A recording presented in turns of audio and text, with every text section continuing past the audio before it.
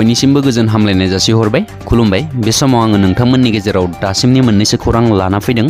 नोंथांमोना भिडिअखौ फारियै जोबजासिम नायलांदो। बिसायख'थि जायोब्ला बिपिएफ दोला सरकाराव फिन फैगोना रोखा। बे बाथ्राखौ बारग' मन्थ्रि प्रमिला रानी ब्रह्मआ बुंदों।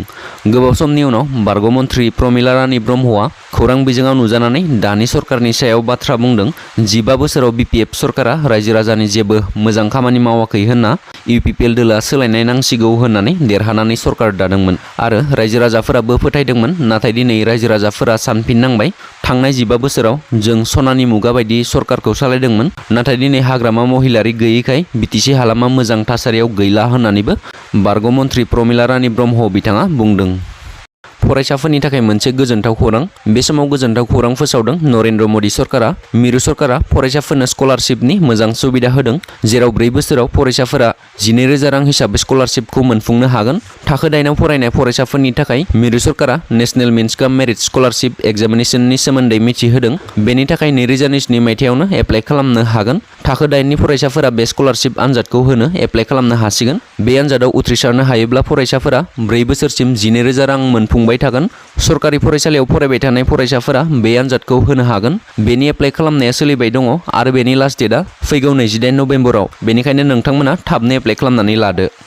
दिनै 24 अक्ट'बराव गाहाय मन्थ्रि नरेन्द्र मोदीआ कारगिलाव दावबायहैदों। कारगिलाव दावबायहैनानै दिवाली फोरबोखौ फालिदों जवानफोरजों लोगोसेयै। गाहाय मन्थ्रिया बुंदों, जवानानो आंनि नखर आरो बिसोरजों दिवाली फोरबोखौ फालिनाया बयनिख्रुइबो साबसिन होननानै। थांनाय 2014 मायथाइनिफ्रायनो गाहाय मन्थ्रि नरेन्द्र मोदीआ दिवाली फोरबोखौ जवानफोरजों फालिबोबाय थादों।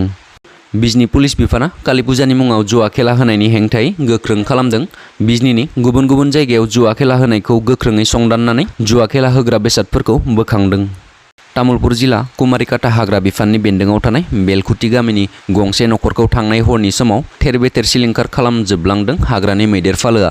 बेलखुथि गामिनि सबिता बसुमतारीनि नखरनि इन्जुरखौ बोफायलांजोबनायजों लोगोसे माइ माइरं, जि जोम, गाननाय जोमनाय, फराय बिजाब, साइकेल गोदानजों लोगोसे ओंखाम संनानै जाग्रा थौ, साराय बायदिफोरखौ थेर बेथेर खालामलांजोबदों, जायनि थाखाय नखरनि सुबुंफोरा थानो उन्दुनो, ओंखाम संनानै जानो राहा गोथेनानै थानो गोनां जादों।